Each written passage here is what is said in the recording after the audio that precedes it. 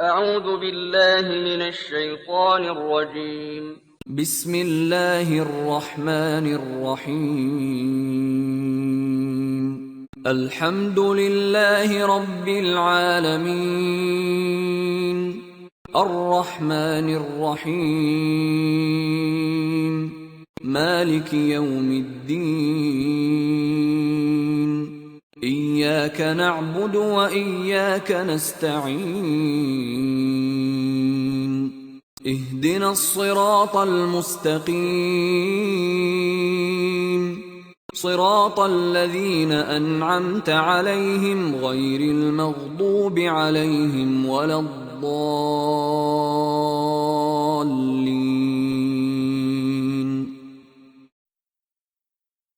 والصلاة والسلام على عباده الذين اصطفى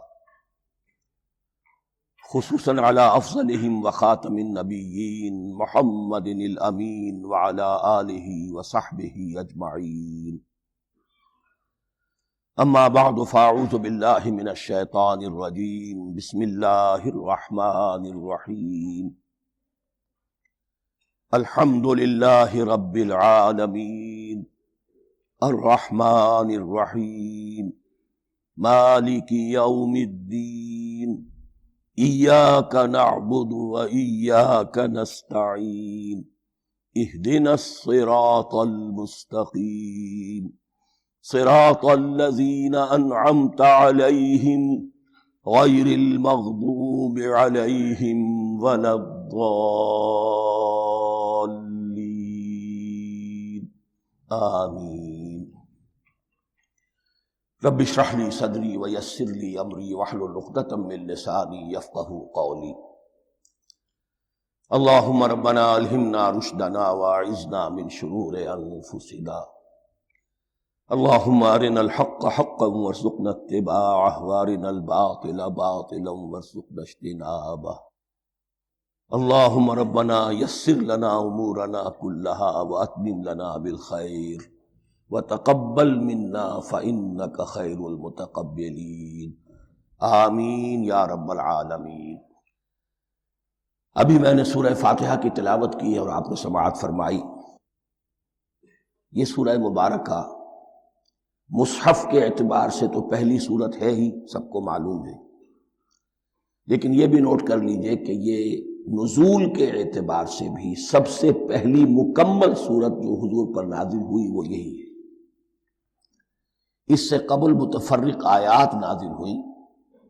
5 آیتیں سورہ علق کے آغاز میں، کچھ آیتیں سورہ قلم یا سورہ نون کے آغاز میں، کچھ آیتیں سورہ مزمل کی ابتدا کی، کچھ آیتیں سورہ مدثر کے آغاز کی. 5ویں وحی تقریباً اس پر اجماع ہے کہ یہ سورۃ الفاتحہ کی ہے اور یہ مکمل سورت ہے جو حضور پر نازل ہوئی. سورۃ الفاتحہ کے معنی ہوئے افتتاحی سورت. فتح یفتح کے معنی ہے کھولنا. مفتاح کنجی کو کہتے ہیں، چابی کو. تو یہ اوپننگ سورہ آف دی قرآن، قرآن حکیم کی افتتاحی سورت. ویسے جیسا کہ میں تعارف قرآن کے ضمن میں عرض کر چکا ہوں، عربوں کا یہ مزاج تھا کہ جس چیز سے انہیں خصوصی محبت ہوتی تھی اس کے بہت سے نام رکھتے تھے. اس کے بھی بہت سے نام ہیں. سورۃ الفاتحہ سب سے عام ہے، لیکن الکافیہ، الشافیہ، ام القرآن، اساس القرآن، کم سے کم یہ 4 نام تو میں سمجھتا ہوں کہ ہر مسلمان کو مزید معلوم ہونے چاہیے، اور بھی بہت سے نام. اس سورہ مبارکہ کی بالاتفاق و بالاجماع 7 آیتیں ہیں، اگرچہ ان کی ترتیب میں کچھ اختلاف ہے. ایک رائے یہ ہے، اور یہ رائے امام شافعی کی بھی ہے اور بصرہ کے جو قراء تھے ان کی بھی ہے، کہ آیت بسم اللہ بھی سورہ فاتحہ میں شامل ہے، اس کا جز ہے. وہ اس کو شامل کر کے پھر 7 آیتیں بناتے ہیں. تو آخری جنہیں ہم 2 آیتیں سمجھتے ہیں، صراط الذین انعمت علیہم غیر المغضوب علیہم ولا الضالین، وہ ان کے نزدیک ایک آیت ہے. تو گویا کہ نتیجہ یہ نکلا کہ آیتوں کی تعداد 7 ہی رہتی ہے.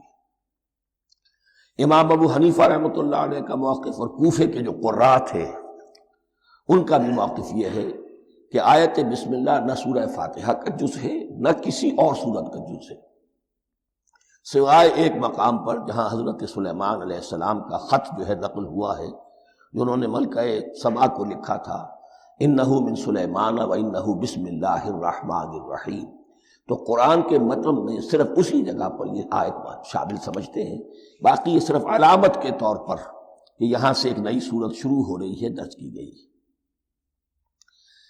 اس سورہ مبارکہ کو الصلاح قرار دیا گیا ایک حدیث میں، اس کا جو اسلوب ہے وہ دعا کا ہے، اور دعا کے ساتھ اس کی جو مناسبت ہے، اور پھر اسی کی وجہ سے ہماری نماز کا یہ جزو لا ینفک بنا دیا گیا، بلکہ ایک حدیث جو میں آپ کو سناؤں گا اس میں اسی کو نماز قرار دیا گیا، الصلاح یہی ہے۔ ویسے وہ حدیث مبارک موجود ہے، من لم یقرأ بفاتحۃ الکتاب لا صلاۃ لمن لم یقرأ بفاتحۃ الکتاب، جو شخص سورہ فاتحہ کی تلاوت نہیں کرتا اس کی کوئی نماز نہیں۔ اس کے حوالے سے بھی ہمارے ہاں دو مسلک ہیں، ذکر صرف اس لیے کر رہا ہوں کہ آپ کے علم میں ہو، ان میں کوئی بنیادی فرق نہیں ہے، کسی بھی ایک رائے کا انسان قائل اور حامل ہو سکتا ہے بغیر اس کے کہ دوسرے کو بالکل غلط قرار دے، بلکہ یہ کہ اس کے لیے بھی گنجائش اپنے ذہن میں اور اپنے دل میں رکھے۔ اور دوسری آیت یہ ہے کہ اس کا حصہ نہیں ہے، اسی اعتبار سے یہ کہ یہ سورہ مبارکہ نماز میں پڑھی جانی ضروری ہے، لا صلاۃ لمن لم یقرأ بفاتحۃ الکتاب۔ البتہ یہ اختلاف ہے، یہ بات جو میں ذکر کر رہا تھا جو ذہن سے نکل گئی، کہ آیا مقتدی جو ہے امام کے پیچھے کھڑا ہو کر جب نماز پڑھ رہا ہو تو کیا اس صورت میں بھی اس کے لیے لازم ہے کہ سورہ فاتحہ پڑھے؟ اس میں دو رائے ہو گئی، بلکہ تین۔ ایک رائے انتہائی ہے اور وہ فقہ حنفی کی طرف منسوب ہے کہ اگر آپ امام کے پیچھے مقتدی کی حیثیت سے نماز پڑھ رہے ہیں تو کسی بھی رکعت میں آپ سورہ فاتحہ نہیں پڑھیں گے۔ ایک دوسری بالکل برعکس رائے ہے، وہ امام شافعی رحمۃ اللہ علیہ کی ہے کہ ہر حالت میں چاہے امام جہری رکعت پڑھا رہا ہو جس میں وہ بلند آواز سے سورہ فاتحہ پڑھ رہا ہو، اور چاہے وہ سری رکعت ہو، ہر حالت میں مقتدی کو بھی پڑھنی ہے۔ ایک تیسری رائے بین بین ہے، وہ امام مالک کی ہے رحمۃ اللہ علیہ، کہ جو سری رکعت ہے جس میں کہ امام بھی خاموشی سے پڑھ رہا ہے، مقتدیوں کو بھی پڑھنی چاہیے۔ جو جہری رکعت ہے جس میں کہ امام بلند آواز سے پڑھ رہا ہے، اس میں مقتدیوں کو خاموش رہ کر پوری توجہ جو ہے سننے پر صرف کر دینی چاہیے۔ اذا قرئ القرآن فاستمعوا له وانصتوا، جب قرآن پڑھا جا رہا ہو تو پوری توجہ اس کے پڑھنے پر مرکوز کر دو اور خود خاموش رہو۔ میرے اپنی رائے میں یہ تیسری رائے سب سے زیادہ صائب ہے، اور اس میں کسی طرح کی بھی کوئی پیچیدگی پیدا نہیں ہوتی۔ بہرحال اس سورہ مبارکہ کا جو اسلوب ہے میں نے عرض کیا دعائیہ ہے، البتہ قرآن مجید کے علم اور حکمت کے اعتبار سے، اس کے فلسفے کے اعتبار سے ایک بات سمجھ لینی چاہیے۔ قرآن کا فلسفہ یہ ہے کہ بنیادی ہدایت ہر انسان کے دل میں موجود ہے، بالقوہ، پوٹینشلی۔ یہ جو قرآن مجید یا اللہ کی کتابیں نازل ہوتی ہیں یہ انہیں ایکٹیویٹ کرتی ہیں، وہ اندر کی جو ڈورمنٹ کانشسنس ہے، خوابیدہ شعور جو ہے اسے بیدار کر کے، اور پھر یہ کہ اسے اجاگر کرتی ہیں۔ ہر سلیم الفطرت انسان اور سلیم العقل انسان، دو سلامتی شرط ہیں۔ سلیم الفطرت، نیچر پرورٹڈ نہ ہو، فطرت مسخ نہ ہو گئی ہو، عقل سلیم ہو، ان دونوں چیزوں کا نتیجہ یہ نکلتا ہے کہ وہ انسان از خود، بغیر کسی وحی کی رہنمائی کے، بغیر کسی نبی کی تعلیم کے سے استفادہ کیے ہوئے، از خود بھی کچھ حقائق تک پہنچ جاتا ہے۔ اور وہ حقائق کیا ہیں؟ نمبر ایک یہ کہ اس کائنات کا ایک خالق ہے، وہ ایک ہے، اور وہ تمام صفات کمال سے متصف ہے۔ نمبر دو یہ کہ انسان کی زندگی صرف یہ زندگی نہیں ہے، بلکہ ایک اور زندگی ہے کہ جس میں اس زندگی کے اعمال کے نتائج برآمد ہوں گے۔ یہ دو باتیں، اس کی زیادہ وضاحت کے ساتھ جو ہے اس کا تذکرہ آئے گا سورہ لقمان میں، جہاں حضرت لقمان کی شخصیت کا تذکرہ ہے۔ لیکن یہاں صرف یہ بات سمجھ لیجئے کہ قرآن کا فلسفہ یہ ہے کہ ہر انسان میں، ہر فرد نوع بشر میں جو اپنی ولادت کے وقت مسلم ہوتا ہے، حضور کی حدیث ہے کل مولود یولد علی الفطرہ ابواہ یحودانہ او ینصرانہ او یمجسانہ، ہر بچہ نوع انسانی کا فطرت اسلام پر پیدا ہوتا ہے، وہ فطرت کے اندر وہ ہدایت ودیت ہے۔ اب اگر وہ فطرت بس نہیں ہوئی اور عقل جو ہے وہ صحیح رخ پر کام کر رہی ہے تو ان دو حقائق تک وہ انسان خود پہنچ جائے گا۔ لیکن ان دونوں حقائق تک پہنچنے کے بعد اب وہ دست بستہ دعا کرے گا کہ اے رب اب مزید ہدایت تو مجھے عطا فرما۔ ایک تو یہ کہ میں کیا کروں کیا نہ کروں، میری عقل اس میں ٹھوکر کھا سکتی ہے، میں کسی اچھی چیز کو بری سمجھ سکتا ہوں، کسی بری کو اچھی سمجھ سکتا ہوں، تو مجھے صحیح راستہ، صحیح راہ ہدایت پر چلا۔ یہ دعا ہے جو انسان کرتا ہے جبکہ وہ ایمان باللہ اور ایمان بالآخرہ تک خود پہنچ چکا ہوتا ہے، اور یہ سمجھتا ہے کہ صحیح زندگی کا رخ یہی ہے کہ جس رب کو میں نے پہچانا ہے کہ وہ اس کائنات کا خالق ہے اور مالک ہے اور رب ہے، میں اس کی بندگی کروں، اس کی اطاعت کروں، اس کا حکم مانوں، اس کے راستے پر چلوں۔ لیکن وہ راستہ کون سا ہے؟ اس کے لیے پھر دست بدعا ہوتا ہے کہ پروردگار تو میری رہنمائی فرما۔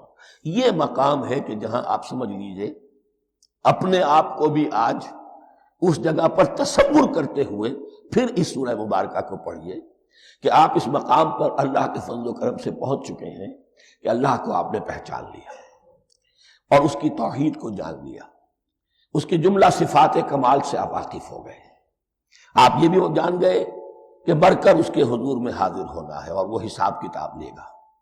پھر آپ نے یہ عہد بھی کر لیا کہ اب زندگی گزارنی ہے اس رب کی بندگی میں، اسی کی فرما برداری میں۔ اب یہاں کھڑے ہو کر آپ پوچھتے ہیں کہ اللہ مجھے وہ تفصیلی ہدایت عطا فرما، ایسا نہ ہو کہ کبھی میں کسی راستے پر چلتا ہوا کسی پگڈنڈی پر مڑ جاؤں اور وہ تھوڑی سی جو ڈیوییشن ہو میرے راستے کی وہ میری عاقبت کو برباد کر دے۔ یک لحظہ غافل گشتم و صد سال راہم دور شد، اس لیے کہ ہوتا یہی ہے سیدھے راستے سے ذرا سی کوئی پگڈنڈی جو ہے تھوڑے سے اینگل پر نکلی ہے، لیکن جب چلتے جائیں گے آپ تو جتنا آگے بڑھیں گے اس پر، اس راہ صراط مستقیم سے آپ اتنے ہی زیادہ دور ہوتے چلے جائیں گے۔ یہ ہے قرآن مجید کی حکمت اور فلسفے کے اعتبار سے اس سورہ مبارکہ کا مقام۔ بسم اللہ الرحمن الرحیم، شروع کرتا ہوں میں اللہ کے نام سے جو رحمان اور رحیم ہے۔ اس پر کچھ گفتگو ہو چکی ہے تعارف قرآن کے ضمن میں کہ رحمان اور رحیم دو نام ہیں کہ جو رحمت کے مادے سے نکلتے ہیں۔ رحمان میں اللہ تعالیٰ کی رحمت کا جوش، ہیجانی کیفیت، طوفانی کیفیت، اور رحیم میں اللہ تعالیٰ کی رحمت کا دوام اور تسلسل۔ یہ دونوں کیفیات اللہ کی رحمت میں بیک وقت موجود ہیں، جس کا ہم تصور نہیں کر سکتے۔ ہم سمندر کو دیکھتے ہیں، متلاطم سمندر ہے، اس میں ہیجان ہے، طوفان ہے۔ دریا کو دیکھتے ہیں کہ وہ سکون کے ساتھ چل رہا ہے، خاموشی سے چل رہا ہے، بہہ رہا ہے، بس تسلسل کے ساتھ بہہ رہا ہے۔ ہم ان دونوں کیفیات کو علیحدہ علیحدہ دیکھتے ہیں تو ہمارا ذہن ان دونوں کو بیک وقت اس کا تصور نہیں کر سکتا، تخیل ممکن نہیں۔ لیکن اللہ کی رحمت کی یہ دونوں شانیں مستقلاً ہر وقت موجود ہیں بیک وقت، اسی لیے ان دونوں کے درمیان کہیں حرف عطف نہیں آئے گا۔ الحمدللہ رب العالمین، کل حمد، اور حمد کو ذہن میں رکھ لیجئے، حمد مساوی ہے تعریف جمع شکر۔ عام طور پر ترجموں میں ایک لفظ لایا جاتا ہے، کل تعریف اللہ کے لیے، یہ کافی نہیں ہے۔ تعریف آپ کسی شے کی کر سکتے ہیں جس میں کوئی حسن ہے، خوبی ہے، کسی بھی اعتبار سے، خواہ آپ کو اس کے حسن و خوبی سے کوئی فائدہ حاصل نہیں ہو رہا۔ ایک پھول ہے، بہت خوبصورت ہے، بس ٹھیک ہے، خوبصورت ہے، آپ نے کہا تعریف کر دی۔ شکر کرتے ہیں آپ اس شے کا جس سے آپ کو کوئی فائدہ پہنچا ہو، استفادہ ہوا ہو، آپ کی کوئی ضرورت پوری ہوئی ہو، آپ کی کوئی مشکل رفع ہوئی ہو۔ اور آپ دیکھیں گے کہ حمد میں یہ شکر کا پہلو غالب ہے۔ جتنی بھی دعائیں ہیں حضور سے منقول، شکر کے مقام پر وہاں حمد آتا ہے۔ بھوک لگی ہوئی تھی، کھانا کھایا، الحمدللہ الذی اطعمنی وسقانی۔ اب یہاں دیکھیے ترجمہ تعریف نہیں، شکر ہے اس اللہ کا جس نے مجھے کھلایا اور پلایا۔ آپ بیت الخلاء سے باہر آئے، نجاستیں آپ سے دور ہو گئی، طبیعت میں انشراح ہوا، الحمدللہ الذی اذھب عنی الاذی وعافانی۔ وہ شکر ہے اس اللہ کا جس نے اذیت بخش چیزیں مجھ سے دور کر دی اور مجھے عافیت بخشی۔ تو یہ الحمدللہ رب العالمین، اللہ تعالیٰ کا حسن و کمال اور حسن و جمال اپنی جگہ بھی اس انتہا کا ہے کہ جتنی تعریف اس کا حق ہے ہم کر ہی نہیں سکتے، لیکن اس کے احسانات اور انعامات ہم پر اتنے ہیں کہ ہم ان کو بھی گن نہیں سکتے، لہذا ایک ہی احصاء ہم نے کر دیا الف لام کے ساتھ، الحمدللہ رب العالمین، تمام تعریفیں اور کل شکر اللہ کے لیے ہیں کہ جو تمام جہانوں کا پروردگار ہے، رب ہے، مالک ہے۔ رب میں ایک مفہوم ہوتا ہے ربوبیت کا، اور اس میں مفہوم شامل ہوتا ہے تربیت کا، ربیانی صغیرہ۔ تو مالک ہونا اور تربیت دینا، آپ جس شے کے مالک ہوں گے آپ چاہیں گے اس میں بڑھوتری ہو، اس میں اضافہ ہو، وہ نشو و نما پائے۔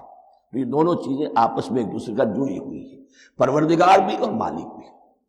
عام طور پر عربی میں رب کا لفظ مالک کے لیے آتا ہے، رب البیت، رب الدار، رب المال، تو مالک وہاں پر ظاہر بات ہے کہ اس سے مراد کیا ہے، مال والا، گھر والا، گھر کا مالک۔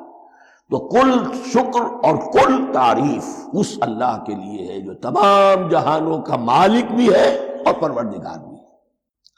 الرحمن الرحیم، رحمان ہے اور رحیم ہے، کہ رحمان اور رحیم دو نام ہیں کہ جو رحمت کے مادے سے نکلتے ہیں۔ رحمان میں اللہ تعالیٰ کی رحمت کا جوش ہے، جانی کیفیت، طوفانی کیفیت، اور رحیم میں اللہ تعالیٰ کی رحمت کا دوام اور تسلسل۔ یہ دونوں کیفیات اللہ کی رحمت میں بیک وقت موجود ہیں، جس کا ہم تصور نہیں کر سکتے۔ ہم سمندر کو دیکھتے ہیں، متلاطم سمندر ہے، اس میں ہیجان ہے، طوفان ہے۔ دریا کو دیکھتے ہیں کہ وہ سکون کے ساتھ چل رہا ہے، خاموشی سے چل رہا ہے، بہہ رہا ہے، بس تسلسل کے ساتھ بہہ رہا ہے۔ ہم ان دونوں کیفیات کو علیحدہ علیحدہ دیکھتے ہیں تو ہمارا ذہن ان دونوں کو بیک وقت اس کا تصور نہیں کر سکتا، تخیل ممکن نہیں۔ لیکن اللہ کی رحمت کی یہ دونوں شانیں مستقلاً ہر وقت موجود ہیں، بیک وقت، اسی لیے ان دونوں کے درمیان کہیں حرف عطف نہیں آئے گا۔ مالک یوم الدین، یوم دین کا مختار مطلق ہے۔ دین عربی زبان میں کہتے ہیں بدلے کو، دناہم کما دانو، کما تدینو تو دانو، یہ کہاوت ہے۔ جیسے اردو میں ہم کہتے ہیں جیسا کرو گے ویسا بھرو گے، کما تدینو تو دانو، تو یہ ہے بدلہ، اس کا بنیادی مفہوم جو ہے وہ بدلہ ہے۔ تو بدلے کا ایک دن ہے جس دن فیصلہ ہوگا کہ کون کیا کما کر لایا ہے، اسے کیا بدلہ ملنا چاہیے۔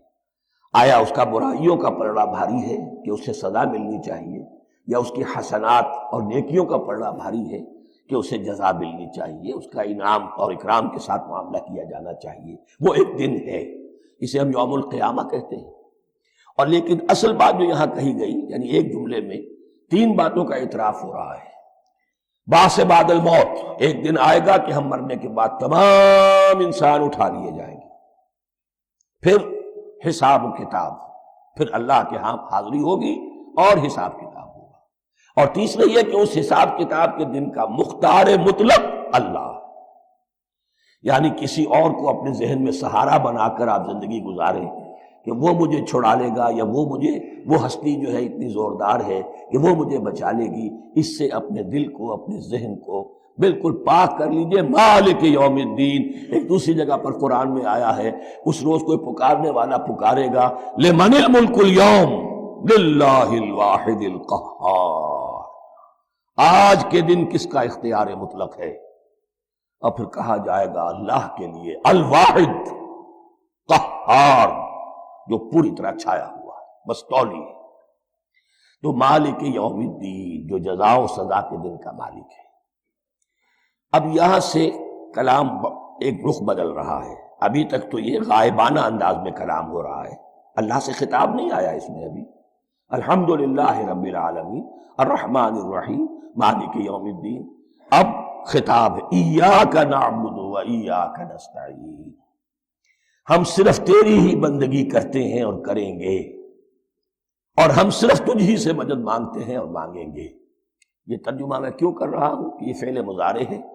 عربی زبان میں فعل مضارع حال اور مستقبل دونوں کو کور کرتا ہے۔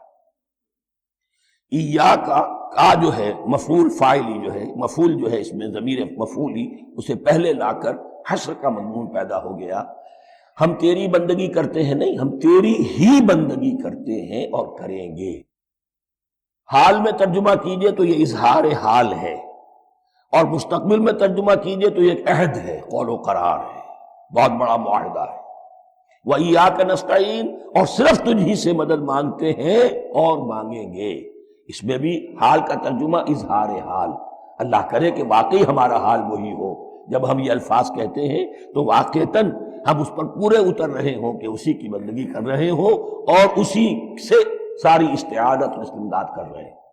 اور جہاں تک مستقبل کا تعلق ہے وہ پھر ایک عہد ہے، اہدنا الصراط المستقیم، یہ مقام وہ آ گیا کہ یہاں تک تو اے پروردگار ہم پہنچ گئے، تیرے فضل سے، تیرے کرم سے۔ فطرت سلیمہ بھی تیری عطا کردہ تھی، عقل سلیم بھی تیری ودیعت کردہ تھی، ان دونوں کی روشنی سے ہم یہاں تک تو پہنچ گئے۔ اب ہماری جو ضرورت ہے، احتیاج ہے، وہ کیا ہے؟ اہدنا الصراط المستقیم، ہدایت بخش ہمیں سیدھے راستے کی۔ یہاں دو باتیں سمجھ لیجئے، انفرادی سطح پر انسان کے لیے نہ معلوم کتنے مرحلے آتے ہیں ہر روز کہ جس میں وہ ایک چھٹک کر کھڑا ہو جاتا ہے، یہ کروں یا یہ کروں، دو آلٹرنیٹو سامنے آ رہے ہیں، فیصلہ کرنا مشکل ہو رہا ہے، قدم قدم پر ہدایت کی ضرورت ہے۔ اور اجتماعی طور پر نوع انسانی تین بڑے بڑے تمدنی مسائل میں واقعہ یہ ہے کہ تسلیم کر لیا جانا چاہیے کہ عقل انسانی اس کو راستہ نہیں دکھا سکتی۔ عام معاشرتی سطح پر مرد اور عورت کے درمیان حقوق اور اختیارات کا کیا توازن ہو، ناممکن ہے، انسان طے نہیں کر سکتا۔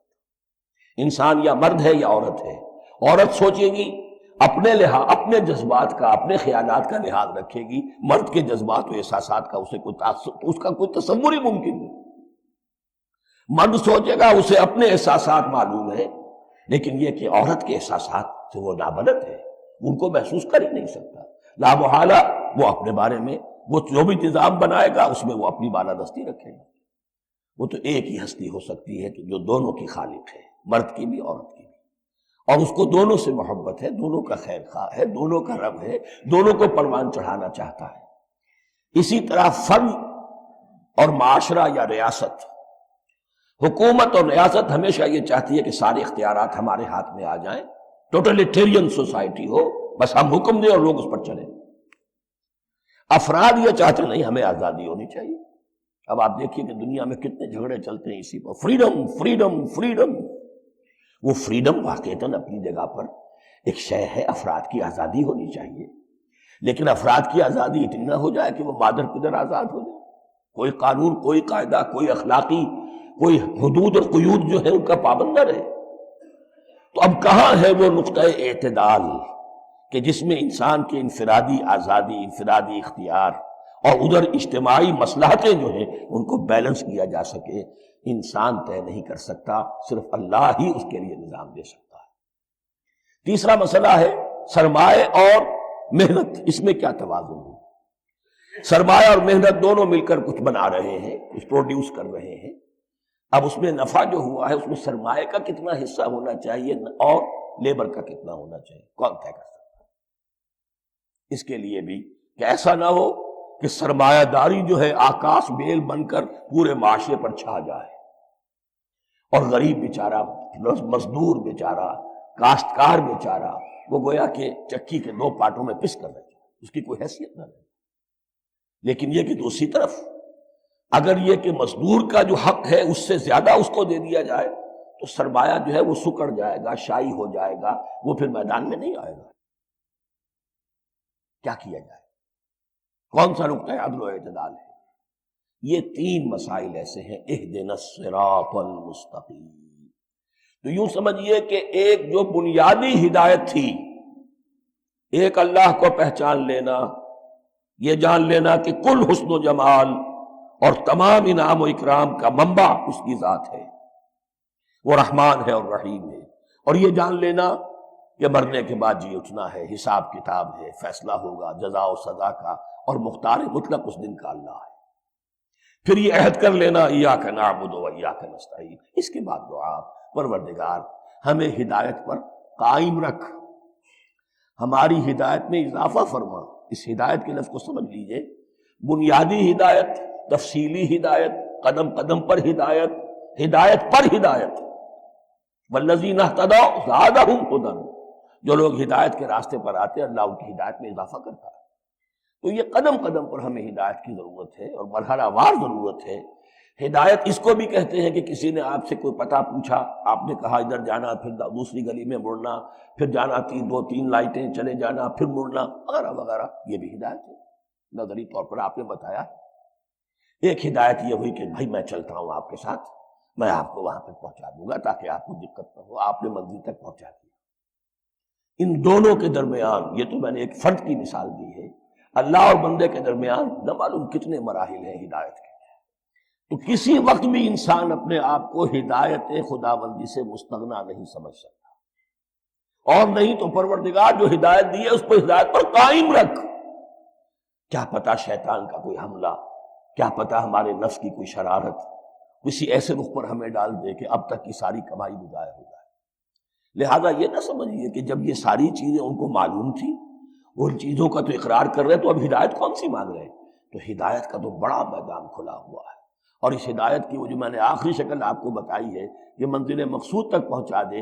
یہ ہدایت بھی قرآن مجید میں اس معنی میں بھی لفظ آیا ہے کہ اہل جنت جب جنت میں داخل ہوں گے تو جو ترانہ حمد ان کی زبان پر اس وقت ہوگا وہ کیا ہے؟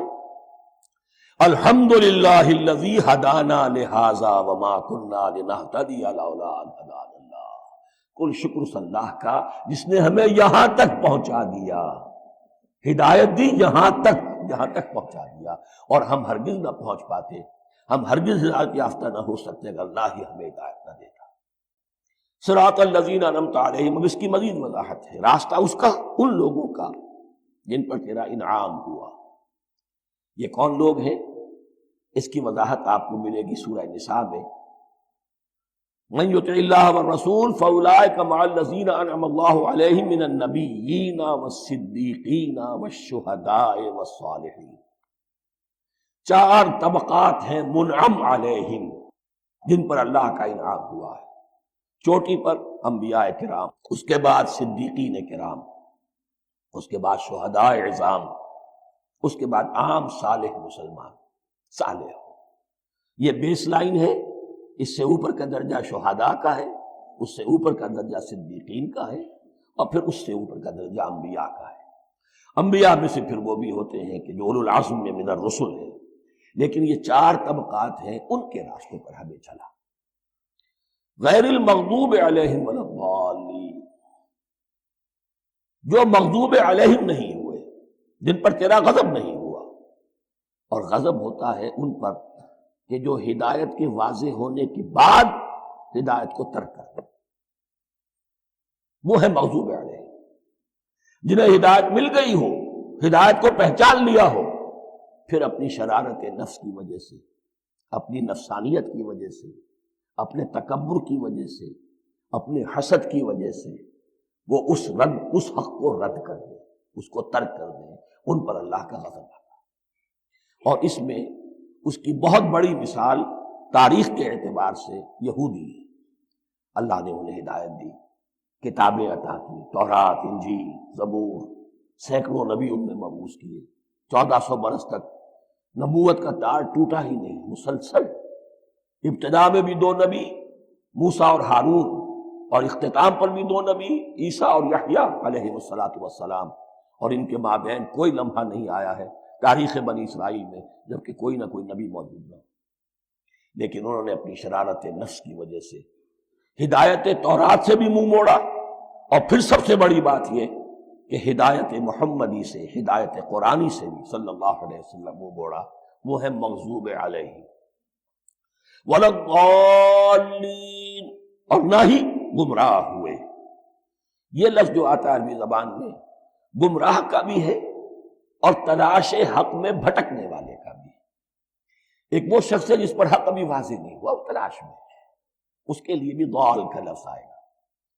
اسی طرح کوئی شخص کسی کے عشق اور محبت میں ایسا ہو جائے، دیوانہ ہو جائے، اس کو بھی ضال کہتے ہیں. یعنی اس کے اوپر جذبات کا اتنا غلبہ ہو گیا ہے کسی کی محبت اور عشق کی بنا پر. تو حضور کے لیے یہ لفظ آیا ہے وَوَجَدَكَ ضَالًّا فَهَدَىٰ، اور یہ تو سورۃ الضحیٰ ہے. اکثر بیشتر لوگوں کو یاد ہوگی. تو یہ جو ضال کا لفظ ہے اس میں سمجھ لیجئے ضروری نہیں ہے کہ وہ گمراہ ہو، بلکہ وہ بھی کہ جو ابھی راہ ہدایت کی طلب میں اس کے حصول کے لیے اس کی تلاش میں کوشاں، اور وہ بھی کہ جو کسی مغالطے کی وجہ سے حق سے منحرف ہو جائے. یہ بھی جان لیجئے کہ ایک ہے بدنیتی، تکبر، حسد، حق کو جان کر پہچان کر رد کر دینا یا چھوڑ دینا یا ترک کر دینا. ایک ہے کسی غلطی میں، کسی جذبات کے اندر آ کر، کسی غلو کے اندر مبتلا ہو کر اور حق سے منحرف ہو جانا. اس کی جو سب سے بڑی مثال ہے وہ نصارہ ہے، عیسائی ہے. حضرت مسیح کو انہوں نے مانا لیکن غلو کیا. یہ لفظ آئے گا آگے، لا تغلو فی دینکم، اپنے دین میں غلو نہ کرو. جیسے ہمارے ہاں بھی بعض لوگ ہیں جو حضور صلی اللہ علیہ وسلم کی تعریف میں، حضور صلی اللہ علیہ وسلم کے ساتھ اپنی محبت کے اظہار میں غلو کر جاتے ہیں. یہ انتہا درجے کو ہو گیا تھا حضرت مسیح علیہ السلام کے ماننے والوں میں، اور اس کی بنا پر انہوں نے تثلیث کا عقیدہ ایجاد کر لیا اور حضرت مسیح علیہ السلام کو اللہ کا بیٹا بنا دیا. اس کی سب سے بڑی مثال ضالین کی اس اعتبار سے کہ ہدایت پانے کے بعد کسی بدنیتی سے نہیں بلکہ کسی اچھے جذبے میں غلو کی وجہ سے. رسول سے محبت کرنا تو اچھا جذبہ ہے لیکن یہ محبت بھی ایک حد میں رہنی چاہیے. غلو کرے گی تو ظاہر بات ہے کہ اس کے بعد وہ گمراہی کی طرف لے جائے گی. یہ ہے اس سورہ مبارکہ کا ترجمہ، اور اس کے بعد آخر میں آمین کہنا یہ مسنون بھی ہے، کہنا چاہیے. البتہ اختلاف یہاں بھی صرف اتنا ہے کہ نماز میں جب آپ امام کے ساتھ ہیں، وہ اگر جہری قرات کر رہا ہے تو آیا اس کے بعد آپ کو بھی بالجہر کہنا ہے آمین یا نہیں کہنا. یہ اختلاف ہے، ان میں کوئی فرق واقع نہیں ہوتا. یہ چیز متفق علیہ کہ کہنا ہے آمین، بلکہ یہ آمین تو یہودیوں میں ہے، یہ آمین جو ہے یہ عیسائیوں میں بھی ہے. ان کی بھی جو پریئر لارڈس پریئر ہے اس کے بعد آمین، وہ آمین کہتے ہیں. وہ فرق، وہ لفظ ایک ہی ہے. اس لیے کہ عبرانی زبان اور عربی زبان، یا تو ہم یہ کہہ سکتے ہیں کہ دونوں بہنیں ہیں، کوئی ایک مشترک زبان تھی ان کی ماں جس کی یہ دو بیٹیاں ہیں، اور یا یہ کہنا پڑے گا کہ عربی زبان کی ماں جو ہے وہ عبرانی زبان ہے. بہرحال بڑا قریبی رشتہ عربی کا اور عبرانی کا ہے، اس اعتبار سے وہ آمین. اب آپ کو معلوم ہے ہم السلام علیکم وہ کہتے ہیں، وہ سلام سلام کہتے ہیں، فرق کیا ہے؟ وہ تو تلفظ کا فرق ہے. اسی طریقے سے اور بہت سے الفاظ ہیں، میں بعد میں بتا. اب میں اس سورہ مبارکہ کے بارے میں خاص حدیث آپ کو سنانا چاہتا ہوں، اور اسی سے در حقیقت جو امام ابو حنیفہ کا موقف ہے رحمۃ اللہ علیہ، اس کی حقانیت مزید مبرہن ہو جائے گی. یعنی کیا کہ آیت بسم اللہ سورہ فاتحہ کا جز نہیں. سورہ فاتحہ الحمدللہ رب العالمین سے شروع ہوتی ہے. وہ میں آپ کو بتانا بھول گیا کہ جن کے نزدیک یہ سورت کا جز ہے وہ پھر جہری قرات میں بسم اللہ الرحمن بھی بلند آواز سے کہیں گے، اور جن کے نزدیک یہ سورہ فاتحہ کا جز نہیں ہے وہ نہیں کہیں گے، وہ الحمدللہ رب العالمین سے قرات کریں گے. تو کوئی فرق نہیں ہے بنیادی. یہ حدیث جو ہے یہ مسلم شریف میں ہے اور حدیث قدسی ہے. اس کے راوی حضرت ابو ہریرہ ہیں رضی اللہ تعالی عنہ، اور اس حدیث نے اس سورت کے مضامین کا نہایت عمدہ تجزیہ کر دیا ہے.